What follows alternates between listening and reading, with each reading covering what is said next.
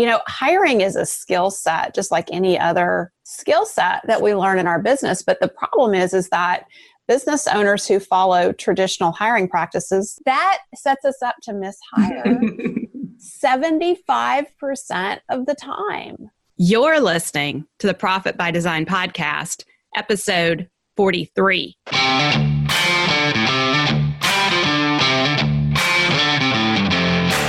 You work hard in your business. On the Profit by Design podcast, we ask the big question: what has your business done for you lately?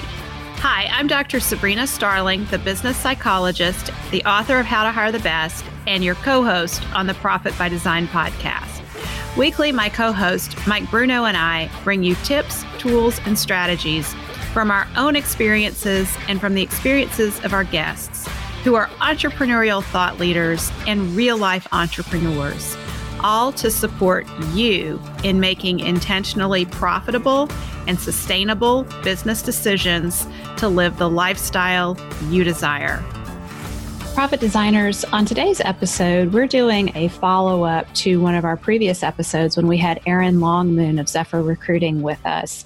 When Erin joined us last time and we turned off the recorder, Mike and Erin and I got into a really interesting conversation around how we business owners deal with hiring emotionally and what it brings up for us. And I've used the term hiring PTSD off and on, and every time I throw that out there, I see it really resonates with you all, that if you've had bad hiring experiences, the thought of having to hire makes you cringe, makes you want to avoid it, makes you want to just run and go the other way and do everything you can to put off hiring as long as you can, which sets you up to have problems as the business is growing. So on today's episode, Erin and Mike and I dig into this. Mike really is very vulnerable with us and sharing the emotional highs and lows that he's gone through as a business owner around the hiring experience. And then after he shares that with us, Erin and I talk from the perspective of me as the business psychologist and the hiring expert, and Erin as a recruiter for small businesses. We talk about some ways to deal with hiring PTSD and what you can do to set yourself up to have a better experience with hiring. It is our sincere hope that this episode gives you hope yourself that you can succeed in hiring, you can grow that A team that you want of A players, and you can have a great place to work. It's within your grasp. So, Mike and Erin, we have quite the topic today, and we're going to talk about hiring PTSD. So, and the American Psychiatric Association defines post-traumatic stress disorder in terms of a normal reaction to very unusual circumstances. And the reason we're talking about this is Erin being in recruiting and myself, working with business owners all the time to hire the best and attract top performing team members to their business. We see repeatedly that business owners put off hiring and really have a cringe reaction to hiring. And so Erin and I have started batting around the term hiring PTSD, and it really seems to resonate. And when we shared it with you, Mike, you had an immediate reaction like, oh yeah, that's me. So maybe we start off there and kind of hear from you what that term brings up. Sure. So, I guess I'll dig a little bit into my background with it. So, I started my own company when I was 18 years old. And, at first I went through the process of hiring, friends and people that I knew, because I think that felt comfortable to me as an entrepreneur to not put myself out there and maybe bring some other people in. Plus I was a kid. I was not even 20 years old yet. From that point, went into growing the company substantially and having to hire many, many people. And psychologically, it's obviously, a means to an end, right? So you have a lot of work to do. You need to hire people. You need to fill spots, especially within the construction industry. A lot of what we're measured on is the amount of people that are on projects at any given time. So whether it's commercial or residential, the homeowner wants to know, how come you only have one person here, not five? And then commercially, it's, how come same thing? You're supposed to have 10 guys here every day. You only have 8. So, there's always this, constant kind of rush methodology to hire people, just filling spots, getting bodies. But then as I started to mature and the business, continued to grow, but I was maturing as a business person and also, as a young adult now at that point, I started to realize that I had to manage the employees in some way to get them to work effectively. But for me, it was really an emotional thing. So I wear the emotional badge as a business owner, entrepreneur, where, if something's not going right, it's a direct reflection of me and me personally. And that emotional toll, I think steered me in the wrong direction for many years, where you have an employee that's doing something, they're not doing it right, but it must be me. It has nothing to do with them. So, I internalized a lot of things instead of proactively managing these things properly. And then my next phase was, I'm just going to be a total hard ass and fire anybody the next day if they're not doing anything that they're not supposed to do. So then it became, years of hiring people and not wanting to, look at them as kind of like you're just a number and you're a replaceable employee.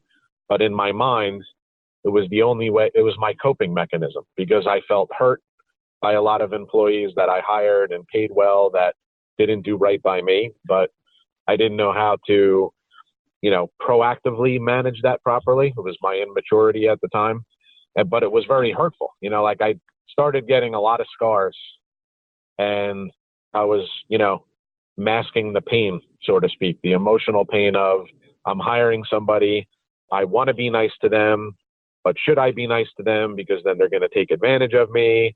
And the nicer I am, the more vulnerable then I am. And, then they keep asking me for money but they're not doing what they're supposed to. So it's this constant push and pull back and forth. So I went through a period not too long ago, even though, I'm almost, I'm not necessarily ashamed to say it. I'm more saddened by the fact that I didn't learn what I needed to learn, and I didn't surround myself with the right people early enough on in my entrepreneurial journey. I thought I can do everything myself. But, probably 5 or 6 years ago, like I started to become very numb to the entire process, and I really did fire everybody. I mean, it was literally like, nope, you're fired. You didn't do this. You're fired. You cost me money. You're fired. You're fired. You're fired. You're fired. You're fired. You're fired. Then I ended up with a bunch of empty spots. And then I started to transition to, well, I know something's wrong. So now I have to figure out how to get myself out of this. But I think you can hear that, it's 20 plus years of like up and down emotional baggage and beating myself up and not, really understanding how to surround myself with right people and just get my mindset in a right place to be able to move forward. And, what I hear right off the back, I was taking extensive notes while you were talking, and I was really tracking this because one of the first things you said is that when you started hiring, you felt like the team members that you were putting out there were a reflection on you personally. And that started you the process of, you said, internalizing instead of proactively managing. So that I think is hard for us to separate for ourselves when, we have our business and it's us. Then we start hiring and we grow the business, and now we have a business that's not us. So just even getting that ego separation between ourselves and the business is a growing process, but that's also happening at the same time that we're bringing on team members. So that gets convoluted for us. But what you said, I felt hurt by employees who I hired and paid well. And then I started masking the pain. So and then that whole numbing process going on in there, and then firing everyone and realizing there's empty spots, something's going on. And so what I hear in there is a lot of struggle of trying to figure this out and trying to cope with it the best way you could. And you said ultimately you think that would have helped is surrounding yourself with others in the entrepreneurial journey. So be a little more specific about that. Like if you could go back and redo this, what would have made the greatest impact for you? I think certainly the number one, foundationally, it would be the mind shift, mindset shift and thinking about it from a different angle. So, one of the things that you and I talked about a couple of years ago was, and this can be taken a couple different ways, but we've talked about in particular situations, prioritizing effectiveness, being more of a support system for the employee rather than the tyrant or, just throwing a system at somebody and saying, here, follow the system. I think the missing component there was the support side.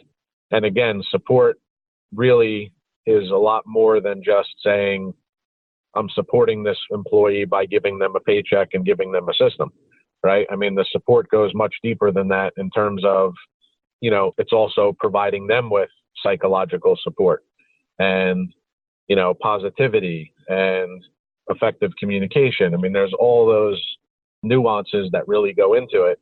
And I think it's also, a certain level of vulnerability, right? We have to trust that the people that we're adding to our team are going to be there to help us. And the other thing that I always got stuck on was people were going to be with me forever. And employees are never going to be somewhere forever. I mean, it's very unlikely, right?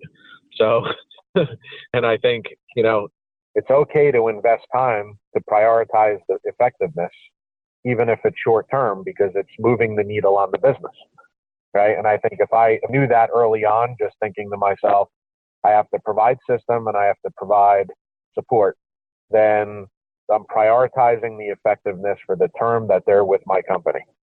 And that's the key. So it could be a year, could be 3 years. If the business grows and outgrows the person, that's fine too.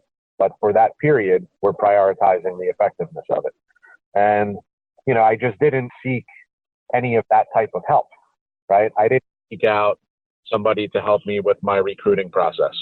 I didn't seek out, someone to help me understand the mindset behind being an effective employer.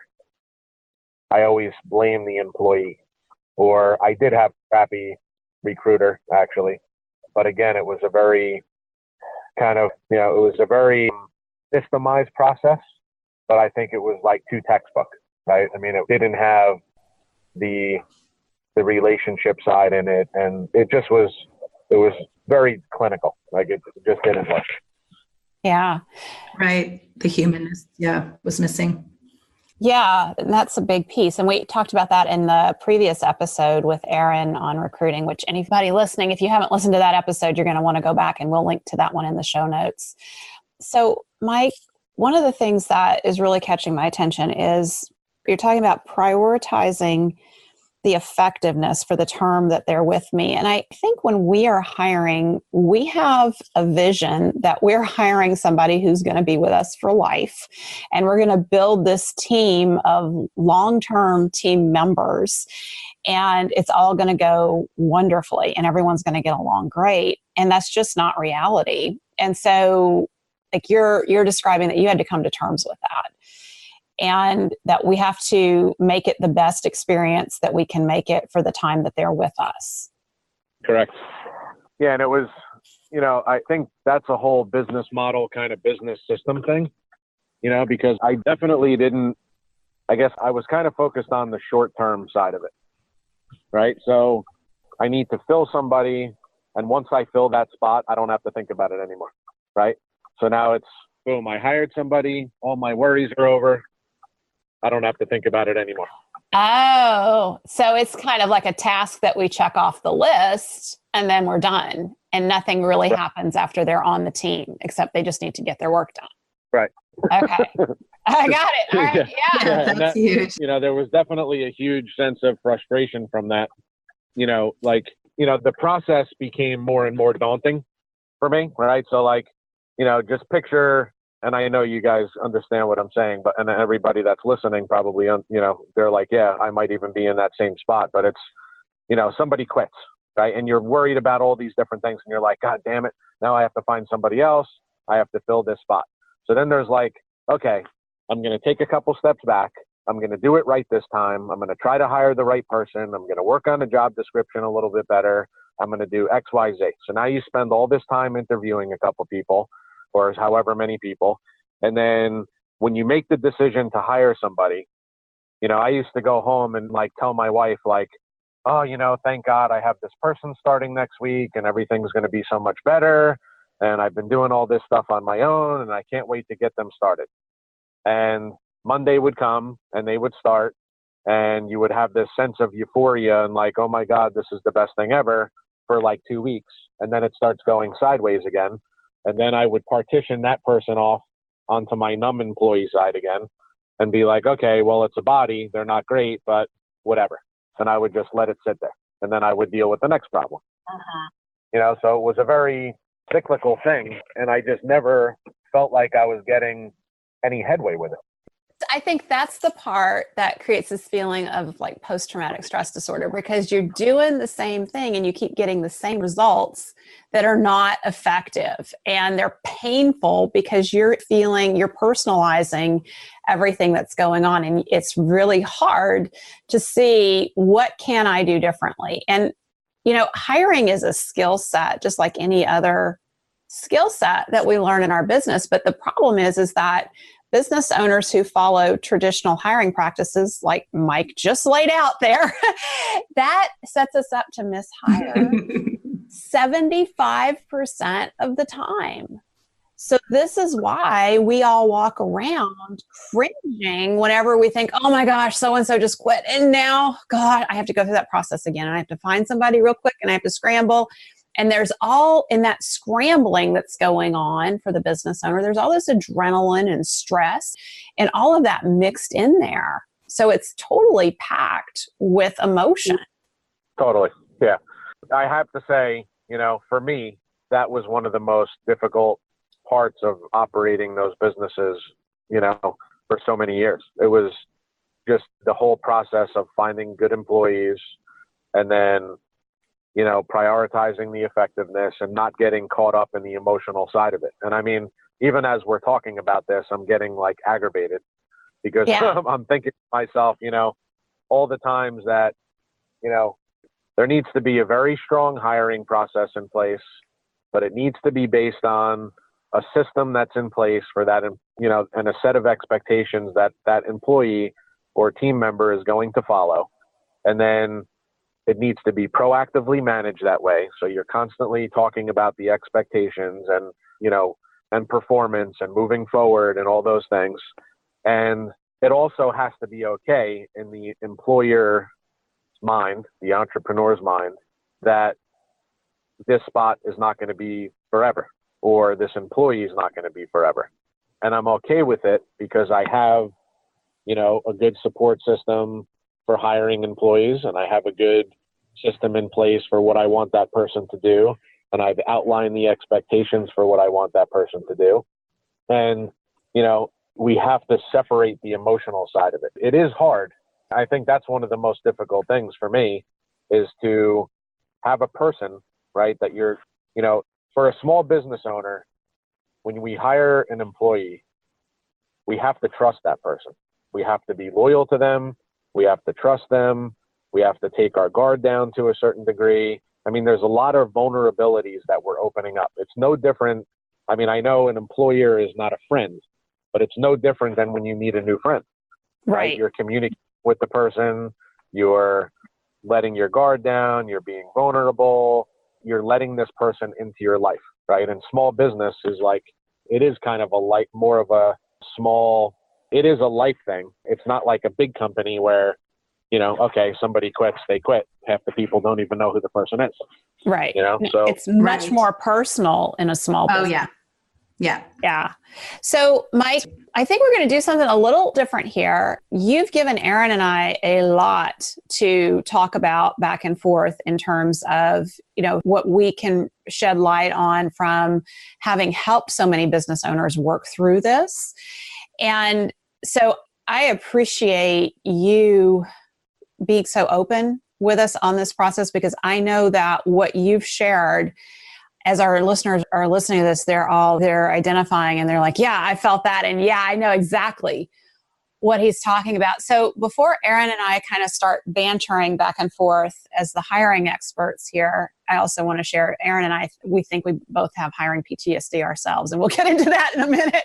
But what are some, before you leave this part of the conversation, what are some quick thoughts that you have in terms of what's made the most difference for you as you've moved forward from this?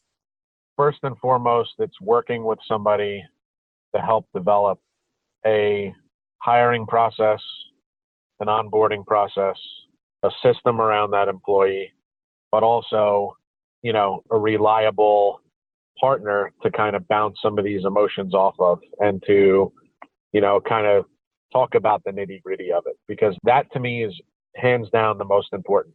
The transactional process of getting an employee to sit in the chair doesn't solve the problem. What solves the problem is the entrepreneur having somebody that they can confide in, right? Like I did with you, Sabrina, right? Where we sat down and we talked about not just the person that was going in the seat or what the seat looked like. We talked about the way that my mind needed to be reset, and I needed to learn tools from you, right? So the learner judger path and all those different things that you guys can talk about, but I learned tools that I was then able to manage it for myself, right? And that was a key component. And then, certainly having somebody, that understands that, right? That the recruiting process is not just putting an ad in the paper and putting somebody in a seat that meets a certain amount of criteria. There really is a deeper need for the understanding of the employer, the employee. Is it going to be a good fit? Or, do they have the same core values? Do they have the same beliefs? Just looking at it from an angle of, there's a lot of things that are up in the air and can go wrong. We could align some of these things, right? We talk about like the stars align. So if you can have an employee that has similar core values to the employer, then a portion of the battle is kind of solved. When you don't have that, it's already broken from day one. Yeah, those are some good insights. Thank you, Mike. Can I also ask a question? Do you recall, looking back at 18 years old, and you hired your first person, what was your attitude about employees, employers, workplace? Like, what did you go into it with from like your childhood, watching your parents, for example? That's an awesome question. And what I went into it with was, the only thing that I know is work ethic. So I watched my father, work extremely hard. Very impeccable work ethic. And I went into it from a perspective of, if everybody's not working as hard as I am, they're not as good as me. And I'm the 7-day a week guy, 24 hours a day. If you're doing X, I'm going to do X plus Y and Z. And we're not leaving till it's done. And everybody that I hired that did live up to that standard, in my mind, I already marked them as subpar or semi-useless, which is not right, but that was kind of my foundation. That's the way I went into it. And I didn't have any other experience, so I didn't work for other companies, it was different. Thank you for sharing that. So why did you ask that question? Because it goes into part of what I'm seeing is times we come into being employers with a mindset already rigid and in place that actually feeds a lot of how the kind of people we choose, the attitude, like you just said. So as I was listening to your story, I was just really curious what you came into it, what kind of mindset you already had, even if you weren't aware of it, just what you were coming into being an employer with. Yep. It ties into some other topics that we've talked about here on the podcast, like how when we interviewed and we talked about money mindset, and we talked about like, where do our thoughts about money come from? And it's childhood. And so Erin had this really, I think, brilliant observation that when we hire, we're bringing in experiences and mindsets that we've picked up from our childhood, even into the process. Yeah. I mean, as I'm sitting here and we're talking about this, I'm having it was actually a little like I actually had a sense of relief by just telling you that, because even after all these years, I never realized how that impacted me. And just talking about it just now, it's like another aha realization that, I really set up an unfair expectation for myself and the employee that way. I mean, and that's one of the things I was talking about. So, working with a firm like yours, where you're going to ask some of those questions, right, is so much, the value goes so much deeper than the transactional part is like probably 20% of it, in my opinion. The rest of it are these kind of things where even as the employer, my mindset just had a slight shift. And, I can say, you have to think about this a little bit differently to have more effective results. Yeah. So Erin's not your typical recruiter. Right. She's asking these questions because they're powerful. Yep. Yeah.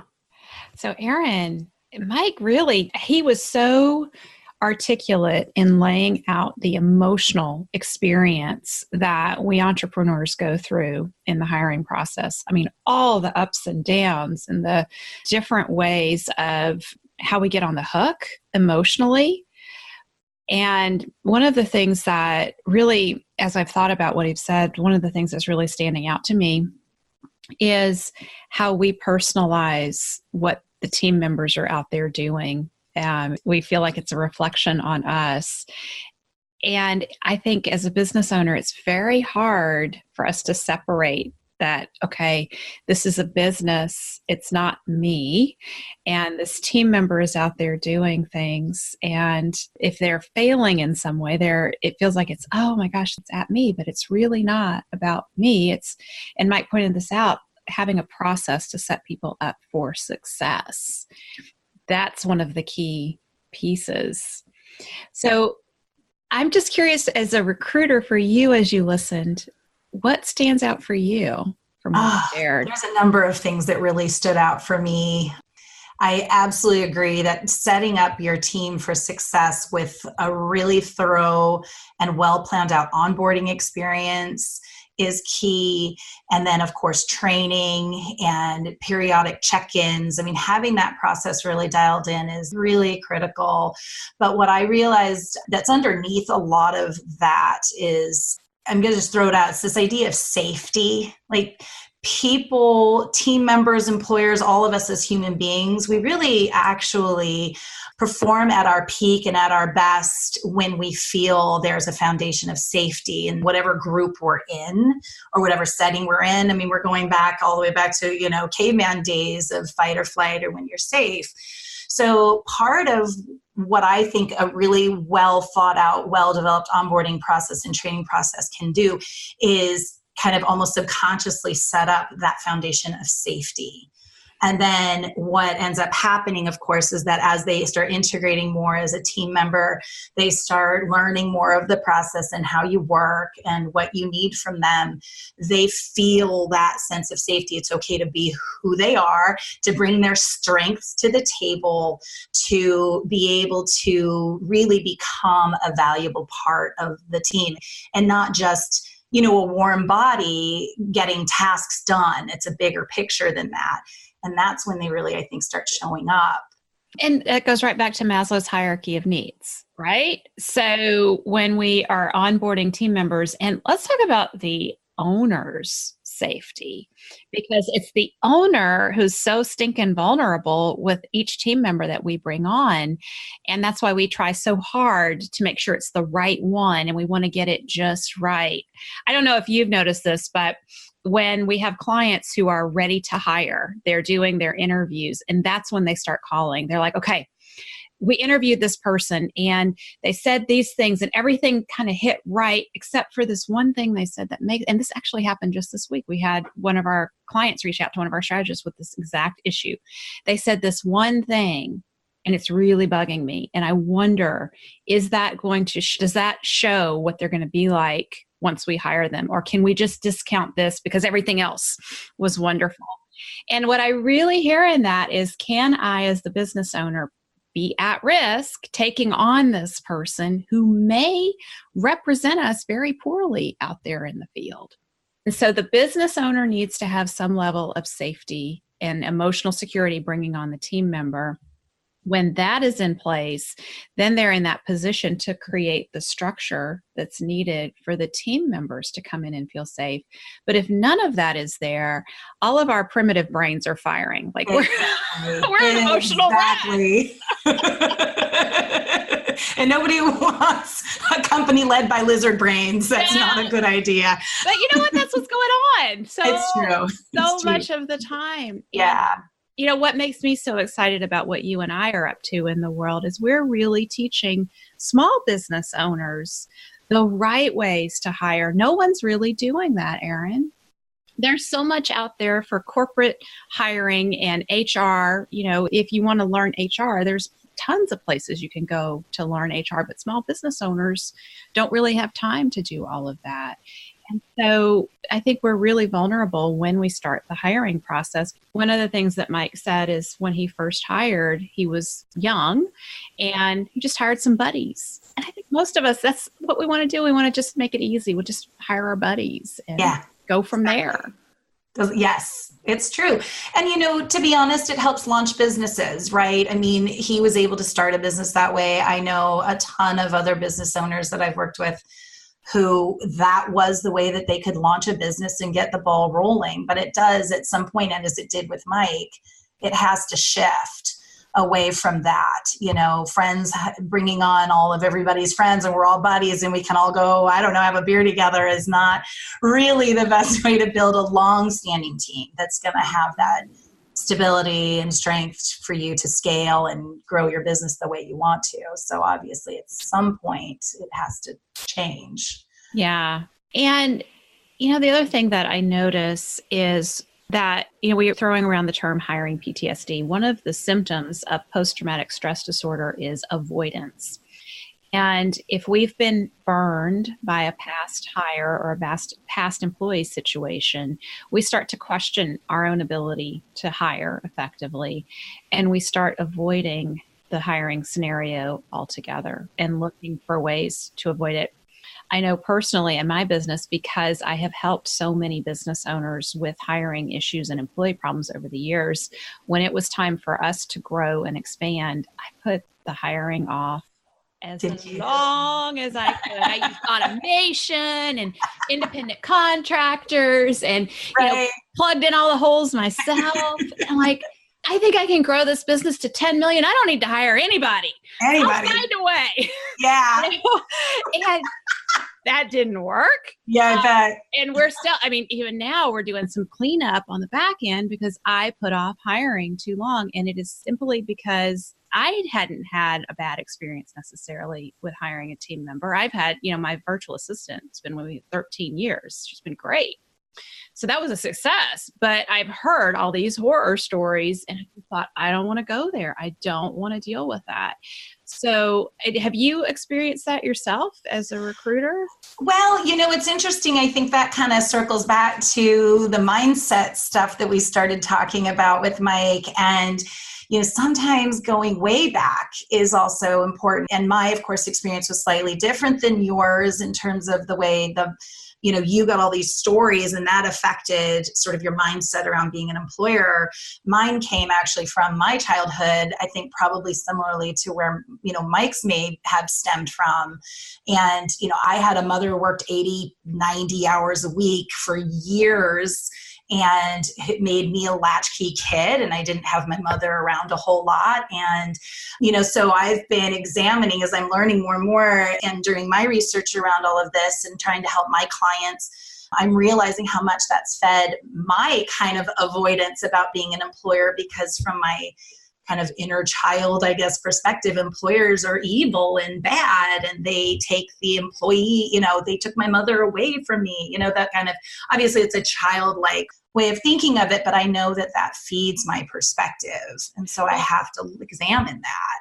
Yeah, and I think that's so true for all of our listeners to be thinking about what are the stories that we carry in our heads about being employers, hiring, what are the experiences that we've had, but what is it even with our parents that we've observed? And my dad worked at a bank and brought tremendous stress home. It was a family run local bank and it got bought out by one larger corporation after another. And so there were all these layoffs and all the stress around that over a period of about 10 years during my formative years in my childhood. And I would hear him talk about that. And that really shaped me as a business owner saying, I don't ever want to be an employee because, whoo, it stinks to be an employee. You have no control over what happens in your life. And then also at the same time, though, I'm very aware of clients when they're coming in at Tap the Potential and they're needing help with hiring. Most of them have stories around disastrous hires that they've experienced. So I think that's at the surface level, but also just kind of digging back and looking at, what are some things that we've picked up on even from our parents and our childhood that are influencing how we go about the hiring process in our business. And I don't know that we have to fix that. We don't have to go to therapy to fix stories, but we just have to acknowledge this is here. And this is a story. I can choose whether or not I want to live going forward from this story, or if I want to have a different story. Exactly. And I see that in a lot of the clients I work with too. They are, I think most of them really are wanting to choose a different story, than maybe what they either have lived as a past or as an employer the last 5-10 years, and they want to shift it like Mike did and other people that we're working with do, or if it is something that came from childhood, but, I guess the question is, how do you shift that, Dr. Sabrina? Well, I think the best way to shift it is to have a successful experience and notice that you're succeeding and it's not as bad as you expected it to be, or it's not at all what you were telling yourself. It's a different way. It's a better way. And, I think about, since you were on the podcast the first time with us, several of our clients, not several, lots of our clients have reached out to you and you're recruiting for them and taking them through the process. One story that's out there about hiring for business owners is, who has time to sort through all these applications? I don't have time to sort through all those applications. I don't want to hire. I'm hearing my clients in small groups saying, Erin's sorting through 100 applications for me and she's serving up to me the best ones. And she's doing the pre-screen interviews. That is a whole different story of a hiring experience. And our other business owners are listening to that because we do this in small group. So that's changing their story about hiring. They're hearing, oh my gosh, I don't have to do this all by myself. Someone can help me. I can take, what we're learning at Tap the Potential and how to hire the best strategies in the employee attraction system. And then we can have someone who actually does a lot of the legwork for us to find these people, and it can go better. A lot better. Yeah. And that's true. And actually, I'm going to chime in. We just sorted through 350 applicants for one role from one of these wonderful Profit by Design listeners. So yeah, it's a lot. It takes a lot. And I think what ends up happening, as you've seen, is that's so overwhelming. So the first person that looks relatively decent on paper ends up being the one that gets called in, and they're like, you're hired, because a lot of these business owners are super busy and they can't take on that much work in recruiting, right? Well, and just think about this. You have a system as you're sorting through. You have criteria, and you guys can quickly filter people out because you've been doing this for years. You know what you're doing. A business owner who's never done this before, all of a sudden having 350 applications to go through. That's like 2 days worth of work right there. In addition to, they've probably put hiring off too long. And so they're plugging all the holes in the business. They're wearing 10 hats while they're trying to sort through 350 applications. That right there is an immediate setup for failure, because you're just going to get overwhelmed and you're going to pick a few and call them in for an interview. Every one of them looks as good as the next. And so then you're going to have a bad hiring experience that just feeds into that hiring PTSD. Like, I don't know how to hire. I can't grow my company. I'm just going to keep it small. That's another symptom, I think, of hiring PTSD. I don't want to grow. I want to be a solopreneur or I just want to keep it to me and my 3 because we're good. I don't want to grow. And then passing on the growth opportunities. Right. I see all of that. I think that is the cycle that gets started. So certainly, of course, outsourcing, to a company like mine that focuses, I think it's not just sorting through all those resumes, right, that we bring to the table. I mean, that is a huge help, obviously, but we're doing it from the lens of the client, who really is going to be the right fit for them. So when we're looking through those 350, we're being very particular about who, we're looking for. And then, of course, there's the other aspects to the recruiting process, the meet and greets, the phone interviews, background checks, all those things that go into play, sometimes assessments that we can take off the plate. And I think, any reputable or decent, high quality recruiter, that if you're going to work with a recruiter, look for those kinds of things, that they take the entire process off your plate. They're not just handing you 5 people and you do the rest. It's really full cycle recruiting, and that they're looking at it very much from your lens, what's going to work in your business. I'm going to throw in here, I really appreciate you kind of being broad and saying, if you're going to hire a recruiter, these are the things to look for. I just want to make a real clear statement here on the Profit by Design podcast. Erin is the only recruiter that I would advocate that you as a small business owner hire to help you, because she gets the importance of culture. And I have never encountered a recruiter who gets it the way Erin does. And this piece, when she's talking about sorting through the applications and doing it from the lens of the business owner, she's not thinking about what's the business owner's personality and who's going to be a good fit. That's one piece of it. But she's also thinking through, what is the culture of this business and what is the culture that they're trying to create? And what are we seeing in these applications that gives us a good indicator that they are going to be or could potentially be a good fit? That's the key to setting things up for it all to go better in the future.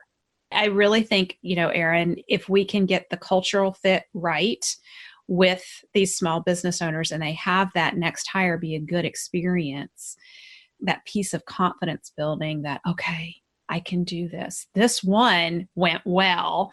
And then as a business owner, you have your rock star team member who's part of things with you. And it doesn't feel like you're the only one anymore who's carrying all the weight of the business on your shoulders.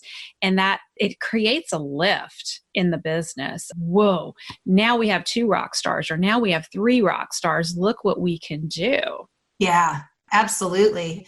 I think that, as you're saying, just those little successes and then holding on to those as you move forward to the next one and the next one, the next one, as evidence that it does not have to be like it was in the past. And the hiring PTSD, letting every one of those successes heal that hiring PTSD a little bit more and a little bit more.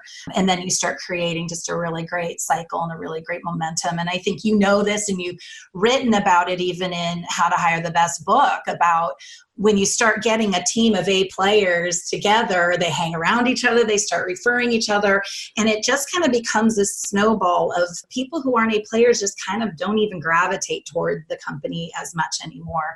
And the people who start coming in are much better fits, and it becomes easier and easier and easier over time to hire and to find them. Yeah. And, one of the things that I also think we need to be cautious about, for just knowing about this for ourselves and anticipating that it could happen down the road, is because we have had bad hiring experiences. When we have a team member who does something that we don't expect, something that seems like, oh my gosh, I thought they were an A player, but maybe they're a D player. Like, who is this person? We can quickly go into our old stuff and make assumptions about that set off a chain reaction, and talk about, the lizard brain getting engaged. The lizard brain of both the employer and the employee can get engaged, and it can quickly deteriorate from there. So I think we do need to be aware that A players aren't perfect, that, they're going to be human, they're going to mess up, they self-sabotage sometimes. And so, and we get to choose as the business owner, what are we going to do with that? We don't have to play the old tapes of how we would have handled it in the past. Mike talked about at one point, he just got so detached. He had to detach emotionally from the process, and he just started firing people. And that's tempting. Like, you did that, I'm just going to fire you. And then I'm done with it. I don't have to deal with it again. I've had clients like that before too. Yes, it's so true. It's so true.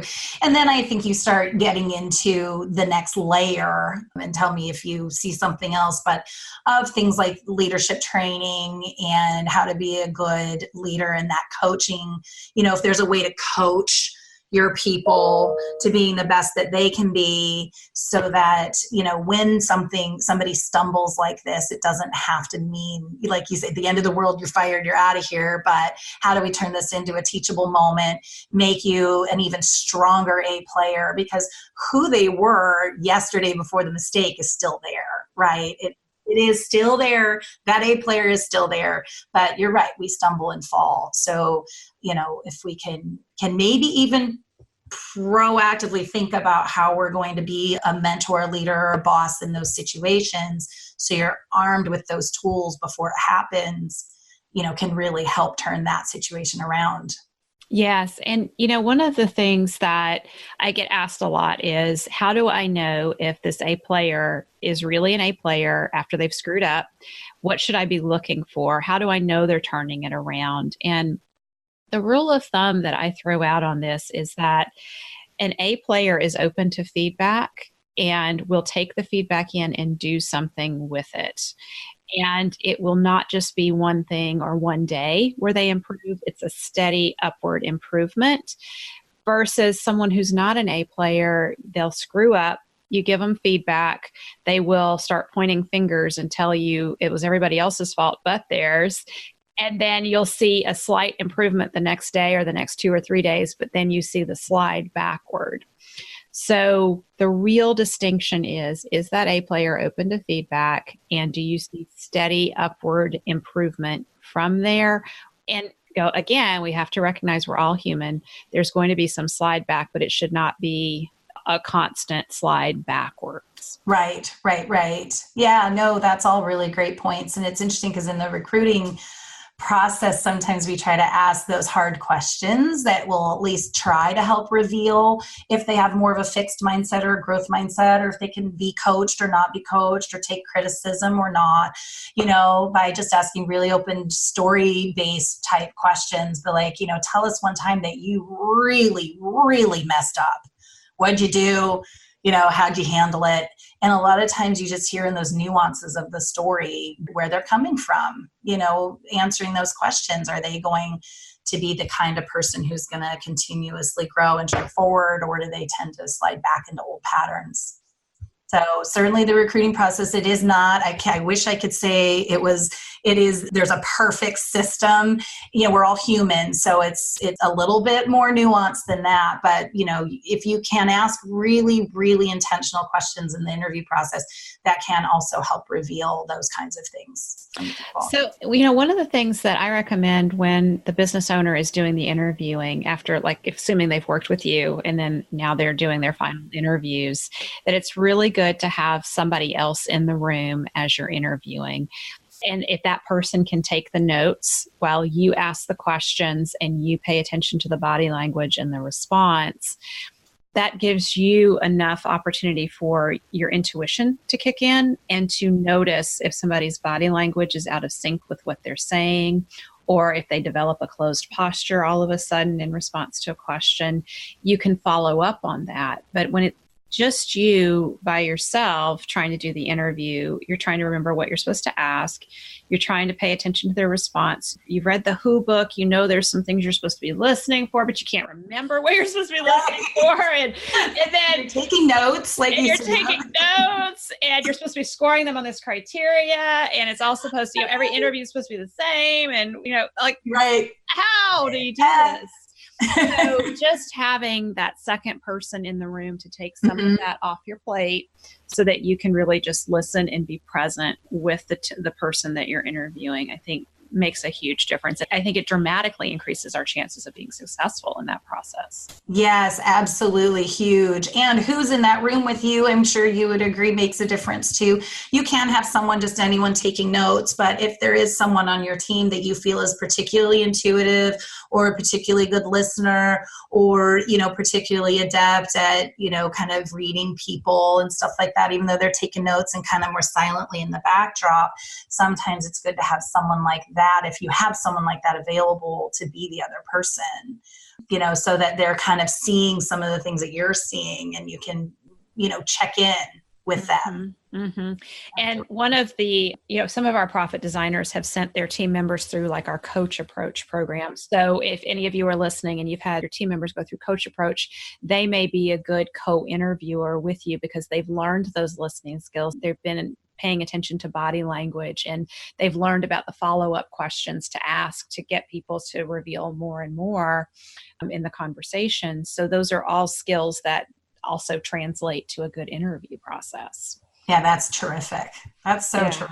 Yeah. So we're, at Tap the Potential, we are just really trying to do everything that we can to put a lot of support in place for these small business owners so that they have a good hiring experience and can build from that, because we know most of the people that come to us have had bad experiences and their culture and their business is not where they want it to be.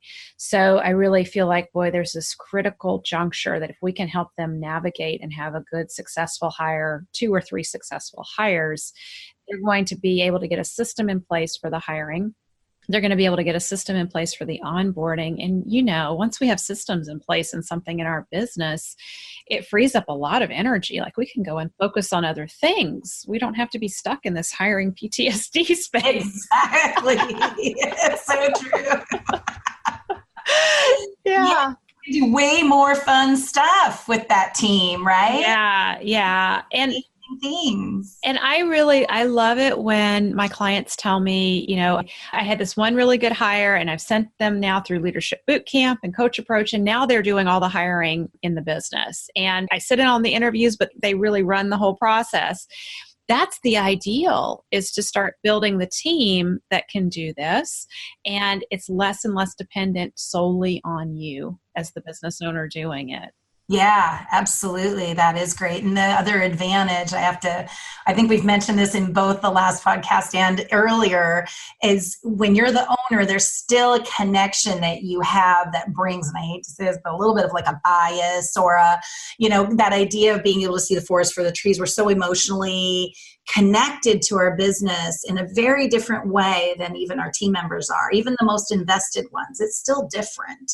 And so that having someone who's really highly capable on your team who can recruit and see who those A players are going to be, they're just going to continue to help that snowball of really great hires and successful hires coming in, because they're also seeing it from potentially a bigger picture lens than we can as business owners. I think that's such an excellent point, because we see it very myopically as business owners. All big words. Yes, myopic means we have a very narrow focus. And what it's a big word for narrow focus. Yeah. Funny side story, I didn't always have a big vocabulary, but I really wanted to get into graduate school for psychology, and your GRE scores are critical for that. And I knew that my math GRE scores, I had no hope there. But if I could improve my vocabulary, I could really spike that, that other part of the GRE. And so I studied hard there. So that's where I got my vocabulary. That's awesome. That's so great. That's so great. I have my little note cards with my vocabulary words. Right. That's terrific. So, Erin, on the topic of hiring PTSD, are there any final thoughts that you've had? Because I know you and I both have really been talking about this for a couple of months now. Anything else that you feel like we haven't thoroughly addressed here that we need to throw out for business owners? It's a good question. I mean, I think really some critical components are, as we were mentioning before, you're not alone. Hiring PTSD is common. It is challenging. It's painful, but there's hope. It can be changed. It is not a lost cause. So for one thing, just know that even if you feel like you're in the weeds of it, you feel like there's just no way you're ever going to get out, and maybe none of this even feels like it applies to you right now, that isn't true. The ship can be shifted and pointed in a whole new direction. So that intention, that idea that I want to change is kind of the first step. And then, from there, reach out and get support. I do think it's challenging to shift that ship on your own. You can't do it. You got to get support. So reach out to Dr. Sabrina, reach out to us at Zephyr Recruiting, reach out to, if you've got another trusted person and coach or something in your life, start the ball rolling, because it can shift and it'll shift soon, but you got to take that first step. Absolutely. Yeah. And I think we should summarize the different resources that exist right here between you and I to support these business owners with the hiring. So I have my book, How to Hire the Best. Probably when this episode drops, the next one will be out very soon. So there's 2 books in the series. So exciting. Yes. And I have my free masterclass at howtohirethebest.com, which really goes through the foundational pieces of what you need to put in place to start attracting the right team members to you. And then we have the paid courses around how to hire the best, which, that's a lot of just step-by-step hand-holding of how do you start laying out your immutable laws? How do you start identifying the personality characteristics that you need for the role that you're hiring for and the main results that you're looking for from that person? Because I think that's another area where we really go off, is start trying to hire somebody who can do 200 things for us in our business, and then we can't find that person. Imagine that. Yeah, right. What do you know? Yeah, so that's what we cover in the paid course, is just how you figure those things out and start creating that publicity that you need, that you are an employer of choice in your area, and what are all the intangible perks and things that you have that you can offer. So that when you go to Erin for recruiting, you have all your legwork done and you're able to just get in there, and then you take that information and you use it. I've read the job descriptions you've been writing, which, up until we had our clients working with you, that's something that caused some of our clients nausea, stomach cramps. And I kid you not, these are symptoms that were described to me. I couldn't sleep last night, Sabrina. I was working on this job description. Wow. So you taking, what they've created in the How to Hire the Best course, and then you take it and you're like, okay, I'll write this job description for you. And these are amazing job descriptions. And people who've been through the How to Hire the Best, they're always like, where do I find samples of really great job descriptions to copy? I'm like, well, you don't need to. Just get Erin to do it for you and move on from there. So you make it simple so they can work with you, and you'll recruit, you'll find them someone who's a good fit for their business. And then we get them hired. And on the Tap the Potential side, we teach our clients who work with us, we teach you how to set up the onboarding experience from the get-go, so that you know what to look for at day 1, week 1, month 3, 9 months, a year, so that you can monitor that process. And we always expect it's going to go well with the hiring process, but if you get somebody who's not a good fit, the way we teach you at Tap the Potential to do this, you'll be able to suss them out very quickly so that they're not just hanging around in the business with you.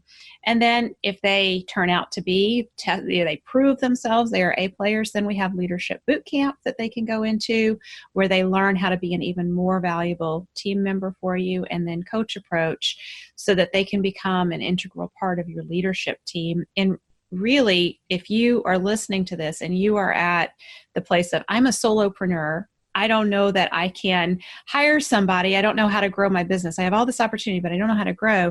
You really, in the course of a year or two, going through this process with all these tools that we provide, can be in a place where you have a growing team and you have a leadership team taking so much off your plate.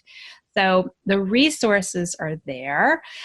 Erin, as we go out, you have some wonderful things available for our listeners, and I want to give you the opportunity to tell them about this. All right. Well, on our website, which is zephyrrecruiting.com, and Zephyr is Zephyr. And for anyone who doesn't know, it actually means a gentle breeze.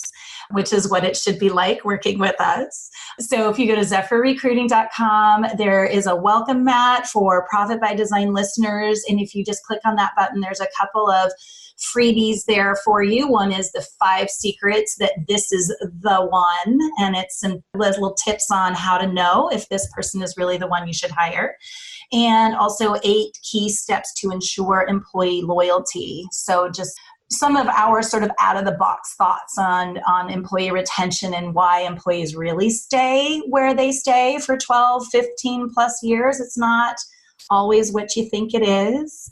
And as a little bonus to all you wonderful listeners out there, we are going to give a discount of $500 off a recruiting package with us. And just so you know, we charge a flat fee for our recruiting. It's all inclusive. So it's $500 off of that flat fee for the next 30 days from the day that this podcast airs. So those are our gifts to you. And we hope to see you on our website soon. At zephyrrecruiting.com. So there you go. So let me just emphasize a couple things Erin said. Affordable recruiting, flat rate recruiting, and $500 off. This is in terms of what you're doing for them and the value that you're providing. What you're charging is so reasonable compared to most recruiters, and they don't provide near the value that you do. Yes. So yes, it is part of our mission. Yes, it is part of our mission. Yep. And if you want our free masterclass at Tap the Potential on Hiring, you can go to howtohirethebest.com. And if you want the How to Hire the Best book, go to amazon.com to get your hands on that. All right. Well, thank you for being with us again, Erin. It was a joy. It's always wonderful. Can't wait to see you again. Yes. Bye, everyone. Bye. This episode has been sponsored by Tap the Potential, the home of How to Hire the Best and the 4-week vacation program. Once you've solved your hiring challenges, you are in a great place to be able to take some time off from your business because you have your team of A players there who can handle things in your absence. So if you want to get to work on that, head on over to 4weekvacation.com. Download our 4-week vacation jumpstart guide. And while you're there, take a look at the March 2020 Breakthroughs on the Bayou 4-week vacation legacy retreat. We are eager to help you make a 4-week vacation happen in your business. Thank you for spending time with us today. Join our conversation in the Profit by Design podcast Facebook group. Share your thoughts on today's episode, ask us questions, and let us know what you want to hear about next. Visit our website at profitbydesignpodcast.com to access resources from our sponsors and tools we've created for you.